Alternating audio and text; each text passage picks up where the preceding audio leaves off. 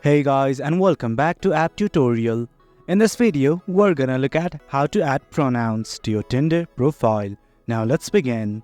Right here, this is the interface of Tinder once you have logged in.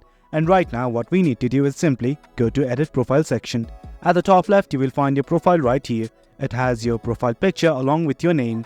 I'm simply gonna click on it. Then something like this will open up. Do note that this right here is your profile. From here, what we need to do is simply click on this Edit Info button right here. I'm just gonna click on it. Then this opened up. Do note that I have scrolled down a bit. Right here, just below Passions, you will see something like Pronouns, and below it, Add Pronouns. I'm just gonna click on this button right here. Now it's saying that I can select up to 4 pronouns and add them to our profile.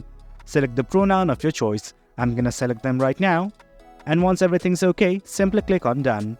At the final stage, what you need to do is hit on this Save button right here. And guys, that's it. That's how you add your pronouns to your Tinder profile. It's as easy as that. Hope you guys found this video informative, and for more content like this, do remember to hit like, share and subscribe.